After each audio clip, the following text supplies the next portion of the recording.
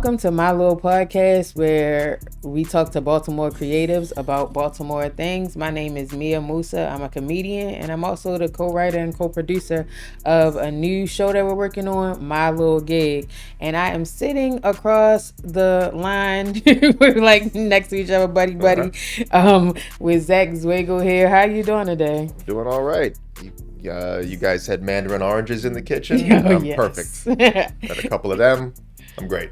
Awesome. Yeah. You sound like a kindergartner. He said you had snacks. That's what we need. So it's all good. You know, the weather is hot. Have you been keeping cool? I mean, the worst part about it is I'm an incredibly skinny person and always have been. So like when I'm in a semi-fitted outfit, it's a disaster. It is not. I don't know how I go on dates in the summer because I just look crazy. Yeah. But it's better than winter. I always prefer summer over winter. I'm a summer baby, so I don't care how hot it is as long as I'm not freezing. I am good with that. It's been a fun and interesting summer. It's a lot going on. There's a lot of development and stuff happening in the city. A lot of people, Baltimore came on people's world radar at some point because our big bridge, the Francis Scott Key Bridge, had collapsed, which is crazy because I have a fear of bridges. I don't like bridges at all, and I'm definitely afraid of the Bay Bridge in particular. Oh, yeah. So when this happened, I was just like, see, I was right, okay? Because first of all, our country, we pay money for war. We don't pay monny for bridges. So I don't trust it. These bridges 100 years old. But they have announced that they are rebuilding it. Mm-hmm. Okay, they're putting, 19 billion, 1.9 billion, between 1.7 and 1.9 billion dollars into rebuilding it. They're doing some sort of new construction, Mm-hmm. So on one hand, this is an exciting opportunity for the U.S. to actually get a new bridge. But it's almost like the houses that were built 200 years ago and the houses that are built now, the ones that's built now will blow with the wind. So do we trust it? Do we trust it? Do we think they can do it? What's up? I mean, when that video, I must have watched it a million times. That it collapsed like it was built out of straws. I was so embarrassed as a Baltimorean, right? Because New York has 17, 18 bridges. That would never happen up there. They wouldn't tolerate that. So what were you supposed to do? Hold it up? Just it just got that ship just kissed it and it just melted away. I was embarrassed as a taxpayer. How much money did I put into this damn thing and you couldn't? So I don't know. I mean, I guess everybody's clamoring to get to Dundalk quicker. So let's put that bridge back up as soon as possible. But all right. So that being said, you was embarrassed by phase one. I don't know when the original one was built. They're making this new one. I haven't been following. I feel like it was a French company or an Indian company that was supposed to be doing it. Are they going to pull it? And they said it was going to be done by 2028. So they're saying within 3 years they'll be able to finish that bridge. Mm-hmm. Do we believe them? Listen, I mean, there's been construction on 695 my whole life. I don't believe, maybe they'll get it done in that amount of time. If it was China, they would get it done in 15 minutes. That's what we should have brought in. Sort of violating labor laws and all the kinds of things they do over there. But China and Mexico combination, we'd be good. Right. I don't know. I mean, I like the renaming of things and the controversies around that, what people want to name it, not name it, right? And it's now they want to name it the Francis Scott Key Memorial Bridge. You can't just they're just putting memorial in front of it. They didn't call the new World Trade Center the World Trade Center Memorial Center. That doesn't, you know what I mean? I don't know. I thought they should have called it I think they should call it something that makes a little more sense to what happened to it. I don't even want to know what you're about to say. I don't even want to know. I'm taking this right from the stuff I did on stage. Go ahead, Zach. I was maybe we should call it the Wendy Williams Memorial Bridge. Oh, you know God. What I mean? No, he didn't. Or Joe Biden every 2 speeches Memorial Bridge. It's a fallen down bridge needs a fallen down name. That's all I'm saying. Yeah. So let me get that trifling behavior out early in the conversation. I'll behave from here on out. Listen, because that was what they call it, ableist. Yeah. She went down hard. She went down hard. I think the bridge went down quicker. Oh God. Just the elapsed time. But you know what? That's rude. I know. Because my father's side of the family is originally from Turner Station, which is like the black side of Dundalk. And my grandmother passed away, so I had to go down there. And it was like maybe a month or so after the bridge collapsed, so I had to pass by it, because otherwise there's no reason why I'm down there. Sure. I'm never ever going to be down there. And I told you I don't do bridges. Right. And seeing the scale of that boat, because it was still sitting there, and it was still sitting there with the shipping containers, and then it made me realize that shipping containers are shipping containers. I never made that connection. Like when you live in like a gentrifying city, like they use shipping containers as a corner store or something, you know what I mean? Like we found so many other ways to use these things. So I'm just like, bro, these things are like 20 stacked and they're enough to be somebody's house. Like that's a lot. So, you know, when you're watching it, it's just like, oh, this little thing like collapsed from that, but that's a lot of weight. Like that's crazy. Yeah, like maybe you want to, before that thing pulls off the pier, you want to make sure it's working correctly, because it could, you know, it's unbelievable. I will say I don't trust the timeline, because as you said, so even like you know, we have Druid Hill Park, and it was like at the Trump's first time in office, which is crazy to think it's almost been 10 years. We should have just let him do the 8 years straight, you know. And then we gotta do with him for all this time. And so it was something about like digging under the water to put like underwater tanks just in case something got attacked. But then they were also making the water like not livable, like boatable or something. And so they said that would be done by now. I think it was 2025. Still working on it. Yeah, they're still working on it. They finally made it so that you can walk around the reservoir again, but they haven't finished it, and it just feels like it takes a long time to get stuff done. And I understand, like, it's taking us, you know, it take all of us a long time to get stuff done. You gotta manage resources and stuff, but that was like a federal project. I think this is a federal project too. Probably, yeah. Yeah. Yeah. Because it's like a shipping thing. Right, and it's on 95 and all that. Now, I like, as far as Druid Hill, and then, you know, it's like everybody's trying to get in these bodies of water and like swim in them and hang out in them. No, no, I don't get in any body of water that I can't see the bottom of. Like, I'm not, it's dark, it's too dark. I don't know what is going on. I'm not, is my life really going to be that much better because I can swim in Druid Hill Park? Like, is that what, I don't understand this obsession with getting in East Coast, Port City bodies of water. It's to just bring white people in, Zach. I think you know. Well, they can go jump in, and we can let survival of the fittest take its course. Lives off a river in Ohio to feel like go ahead. To feel comfortable coming here. I think we all know that. Wouldn't be me. So let's get more into you. Tell us more about yourself, your craft, you know. So we met through comedy about 3 years ago. Started around the same time. You've made way more moves than I have. Lies. Lies. Right. I've kind of jumped around a lot. I got into comedy late. So I got in when I was 36, which is like unheard of. You know, most of the people we do comedy with are like babies, you know. And it was really just, so I've jumped around a lot. So I was pre-med in college, like a good Jew boy. I was pre-med and then fell out of love with it. But I was always like artistically inclined. It runs in the family. I got painters on my dad's side of the family all through it. And it just, I think that kind of gripped me my senior year of college. I went to Maryland. And I also graduated in 2008, right? So when the economy just completely fell out, right? So any job I had lined up was gone. So I had to move back home with my parents in good old Pikesville. You didn't think I lived somewhere else, did you? Yeah, before we got on, they were like, which part of Baltimore are you from? And I was like, Northwest. And I'm like, what part? And I was like, you know, Pikesville, Park Heights, Mount Washington. and you go, so Jewtown. Jewtown. Yes, exactly. That's what I always thought it was funny. I shouldn't even do this line right now, but I always thought it was funny that you would name that, like, my people would choose to live in a place called Pikesville when the first part of that word rhymes with the word you're not supposed to call us.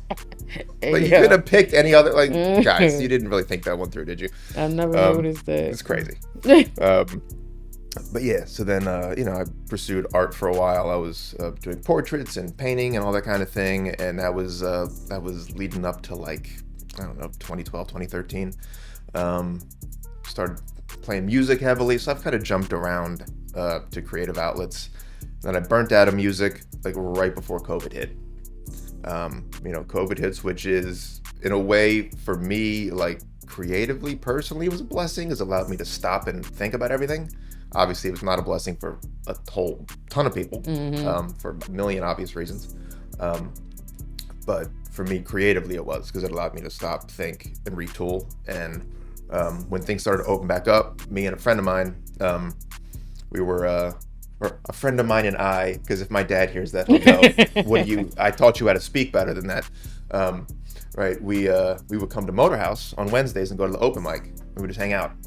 I wasn't doing comedy then. And then, you see somebody on stage and you're like, I'm funnier than that person. Clearly, that's always the motivation. I know I am. And then you get the itch, and I spent a couple months writing because I wasn't just going to get up there. Right? I'm not built for that. Like, my anxiety's through the roof. So like, I had to really think about what I was going to do. Right? I got up there. Eventually, a couple months later, horrible. But blanked out in the beginning. I just stood up like a deer, and it was a mess. It was adorable.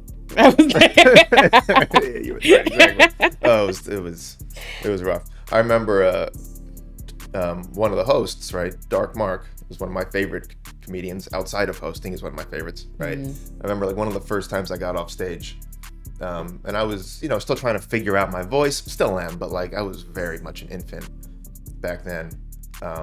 And I got off stage, and Dark Mark went up there, and he was like, so you guys enjoy all those white analytical jokes? That was good. That was fun, wasn't it? It was great. Right? And that's how I knew Mark liked me, because he would do that. That's the comedian love language, roasting each other. So yeah, that's the Spark Notes version of how I got here.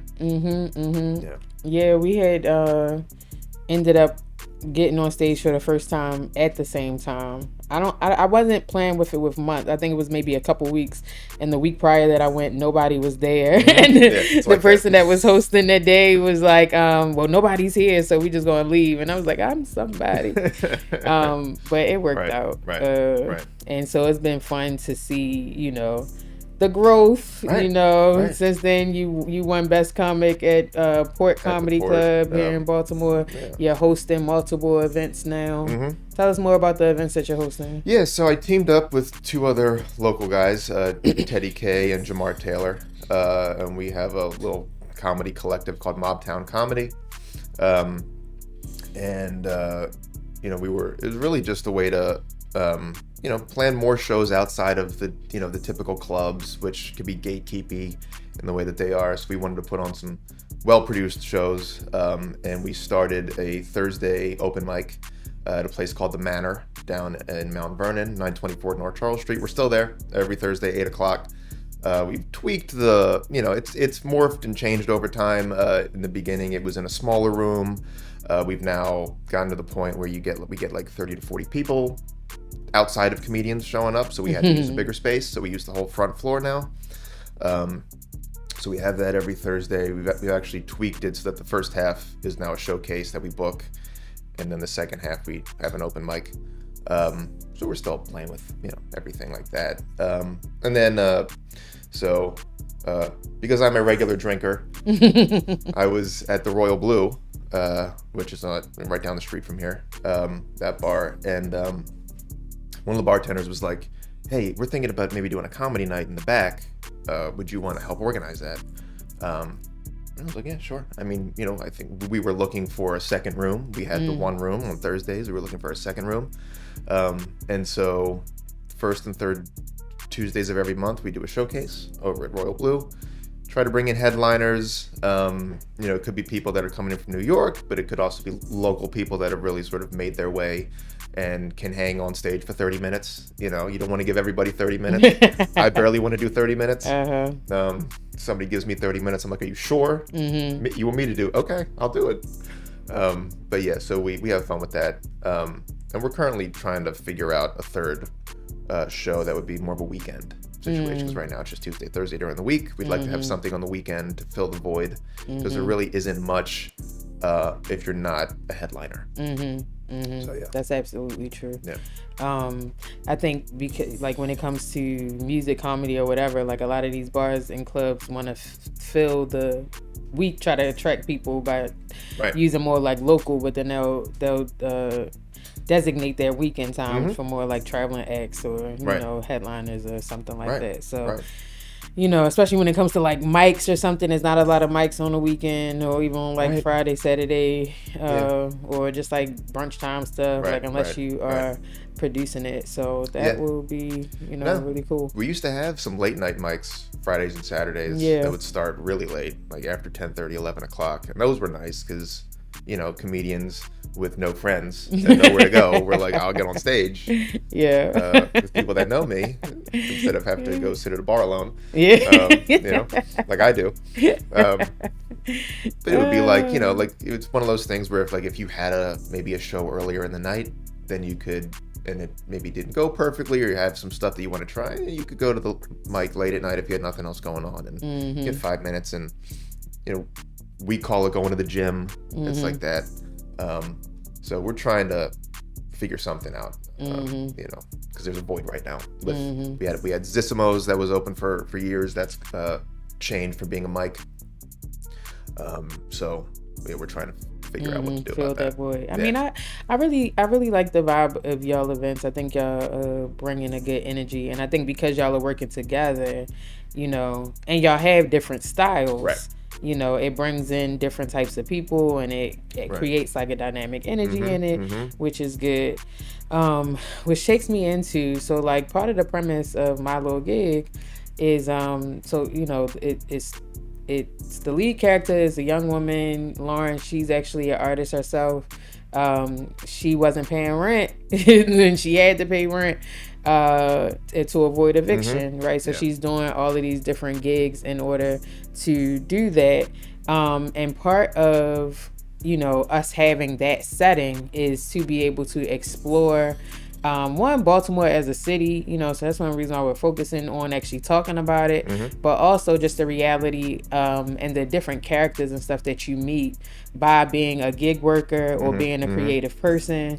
And, you know, you already shared that you come from a lot of different creative backgrounds. All over the place. So I'm sure that you have, you know, experienced a lot and witnessed a lot and have engaged with a lot of different people on that tip. Work wise, what would you say has been like your craziest, you know, weirdest, strangest gig situation? The one I'm currently in currently right now. So I didn't bring this up earlier, but like, so, you know, I don't make just not really any money in comedy when you're starting out, right? So my day job, I actually work for the public defender's office in Baltimore. I got wrapped up in like the legal defense world over the past like 10 years. So like I don't really get super political on stage, but it actually is a big part of me. So I'm trying to figure out how to put it on stage more. But I got really into wrongful conviction work, Innocence Project work, police brutality kind of stuff, which is very relevant here. And that sort of just puts you in the room with lawyers. They're just going to be there, right? Defense lawyers are going to be there, specifically public defenders. And I had sort of built up some degree of a repertoire that they trusted me enough, and they said, do you want to come work for us? I was like, sure, absolutely. What am I doing? What's the job? Because I'm not a lawyer. I've never been to law school. So I do investigative work for them. So we get a case, let's say it's an innocent person. We got to prove an alibi. So I'll get involved with doing that. Or maybe we don't have an innocent person, but we have somebody where the police didn't really put a good case together, right? Which is a lot. Very rarely is the case buttoned up nicely. Mostly it's garbage. And so we poke holes in it because that's this person's right to face their accuser and all that kind of thing. So you can imagine I encounter a lot of different situations. You know, every crime under the sun you can imagine I've had in my inbox. You know, everything. And you get weird requests every now and then. So the weirdest request I got, right, was a few months ago. And I actually do this on stage now because it's just built for it. It's built for a stand-up story. So I got a call from my supervisor in Baltimore County. I do city and county work. And she said, so I got a weird request for you. She was like, we need to document with photos and video our client's genitals. Oh, good. Can you do that? And I'm like, well, why are we doing this? Right? And this person was in jail. Right? Because this person had been charged with sex offenses, right? Of a minor, right? Like near the worst thing I work on sometimes, right? And he was like, if you read the police report says that the victim said that the tip of the penis was pink. Right? And the lawyer was like, so what is that? What's the relevance? And he was like, look at me. I'm a black dude. It's not pink, even remotely. Right? And he was like, let's get a picture of it and put it into evidence, send it to the judge or whatever. And so she called me. And she was like, would you do this? And I was like, of course. Absolutely, I'm doing this. I don't say no to anything like that. Like, but then it's like, how do you can't just go into jail. Yeah. Like, I'm here to take pictures of penises. Can you let me through? It just doesn't happen, right? So Did they even let you take cameras? I guess right, if it's not even that, order. right? So like we had to go through like the chief of security. We got a court order with the judge's signature, the whole thing. Like everything was buttoned up, right? You know, I show up to the jail. It was MRDCC because this person for some reason was in city lockup. So I went over to MRDCC. I can tell you they've never encountered somebody coming in saying that I was there for what I was there for. It's never happened before. I show up, right? I got a button down on, you know, I'm in my professional clothing, right? And I say I'm with the public defender's office. I'm an investigator with them. We have a court order to take a picture of our client's genitals. He's an inmate here. And this woman, this like security woman, just looked at me. She just like, she looked at me and she goes, how did you get this job? I'm not lying. That's exactly what she said to me. And I was like, good question. That's a good point. It's a special interest of mine. I get it, right? So like, they wouldn't just let me up. They had to like get the chief to come. It was a whole thing. But, right, eventually I get up there, right?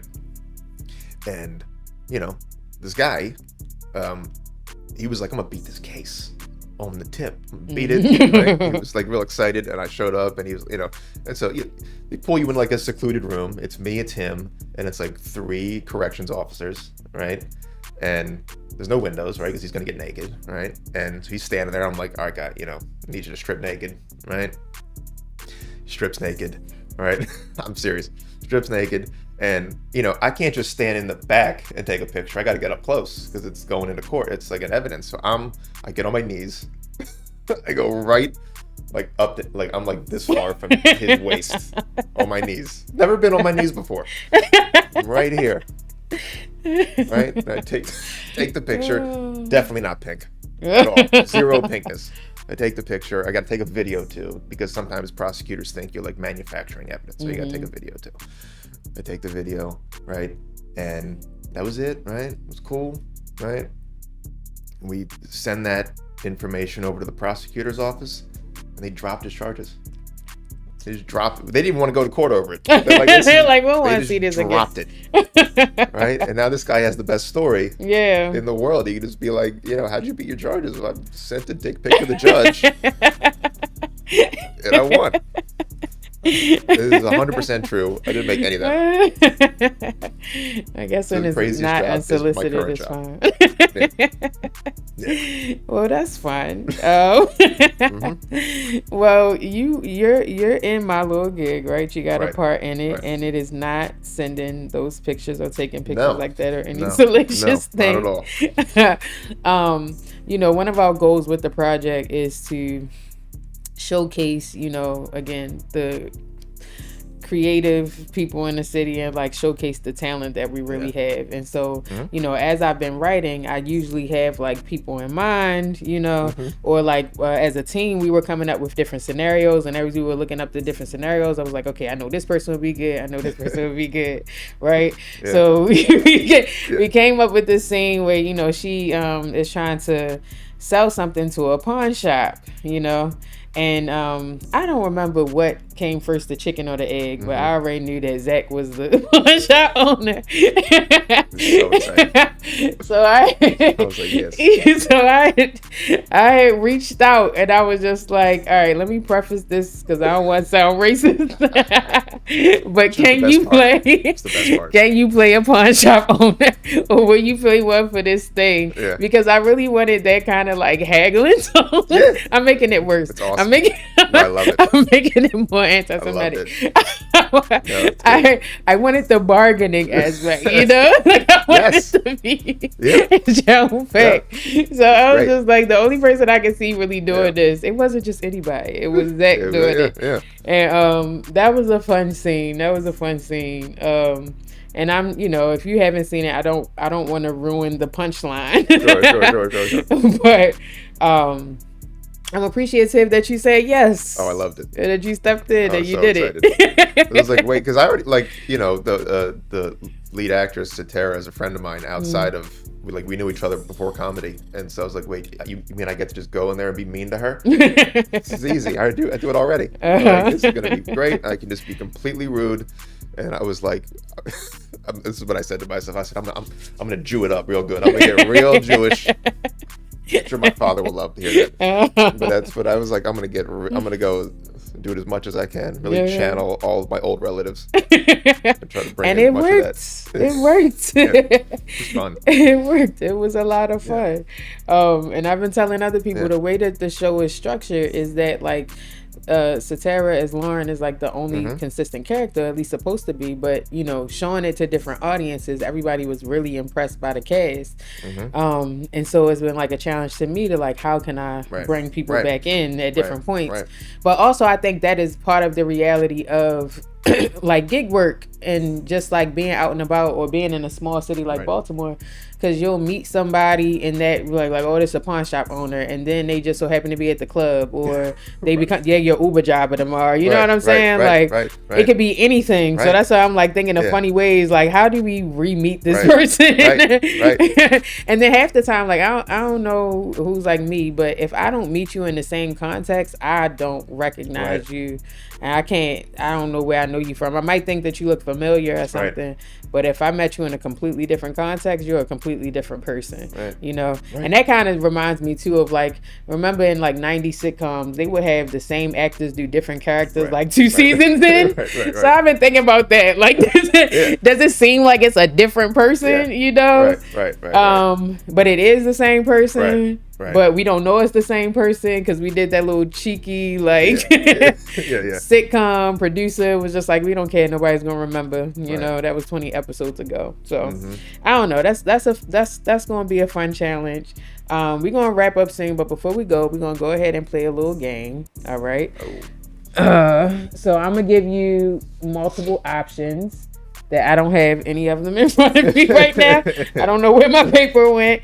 And then you just tell me what you choose which one you would think is best. Okay. So, city versus county. City. Why? It's just, there's more here. I grew up in like right on the edge, like right in the county. And it's just, I'm not built for suburbs. I'm not, I like stir crazy up there. City, it's like, I'm a big music head. Like you can feel that this used to be an important jazz town. and that's important to me. And you can feel it in a variety of ways outside of the music. And so this is, and all my family's from here, like both sides, except my grandmother, she's from Queens. But everybody else is from East and West. So like it's in the blood. So, city. So you gotta be here in the city. Yeah. Okay. Lake trout or chicken box? Have you had these?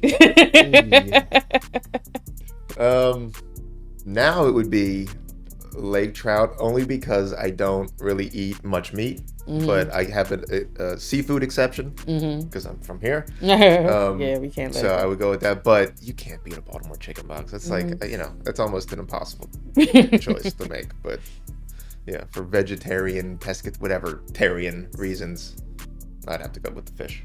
So on the food tip, does Old Bay go on everything? Everything? Everything. A lot. It goes on a lot. It goes, yeah. I'm trying to think of something I wouldn't put Old Bay on. Outside of dessert. That's not for that. I mean, they've been putting it on ice cream. They've been mixing it in like caramel. Is it, have you I had haven't it? tried it. That is where I crossed the line as Right. well. I've had caramel Old Bay popcorn, and it definitely smacks. I can believe that. Yeah. All right, I can believe that. I'm trying to think of something that I would not put Old Bay on. I mean, certain Italian pastas, there's no reason for it unless you're turning it into like a Cajun-ish pasta, or it's like a Rasta pasta kind of situation. But like otherwise, not in Chinese food either. I don't want Old Bay in my Chinese food, and I eat a lot of that because obvious. But I make it too. No, my comedy bio, I put like been learning how to make Chinese food to avoid paying delivery fees to really get in touch with my culture. Anyway, so I wouldn't put Old Bay in Chinese food. I wouldn't put it there, but it is good on sushi.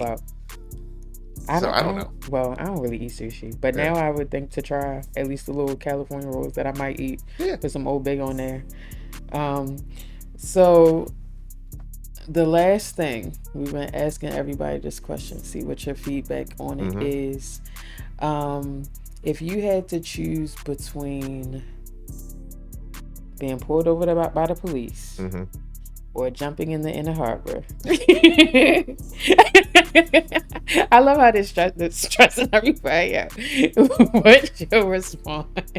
What would you here's do? the problem. The problem is, it's unfortunately too easy for me to answer that question because of the complexion I have. It's just too easy. I think that make it a little harder because right? It's like, what am I being pulled over for? Let's say that. It doesn't matter. It's the weed I'm smoking in the car while I'm driving. I don't know if I want the DUI. But jump in the harbor and get like listeria or whatever that I'm gonna get.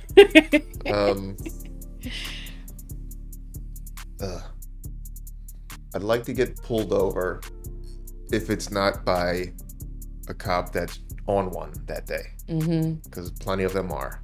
But if he's not on one and it's just a calm stop, I'd prefer that. I'm gonna regret this in about 10 minutes.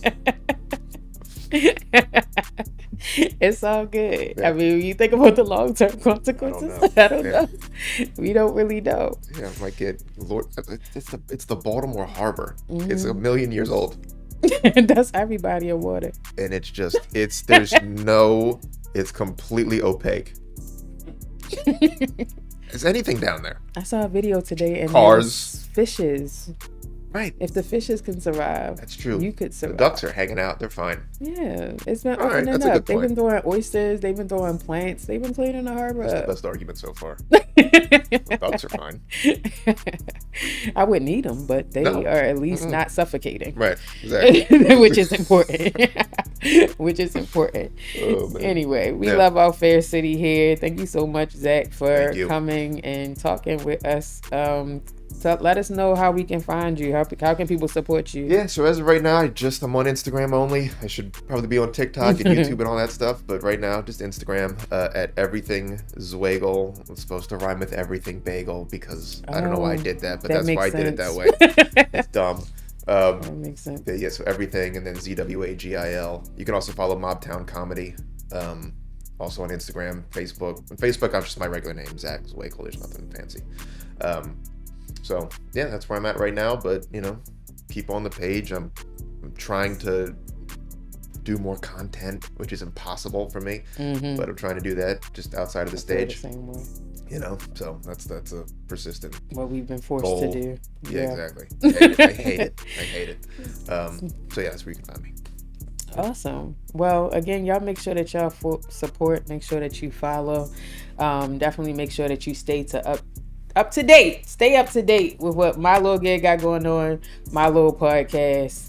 Thank you for watching. Make sure you follow Imani Network, follow Baltimore Cinematic Universe, and follow My Lor Gig. Make sure that you like, comment, support, share, donate, whatever to keep it going into, bring it to where it is. So we appreciate y'all. Thank you so much. Thank you guys.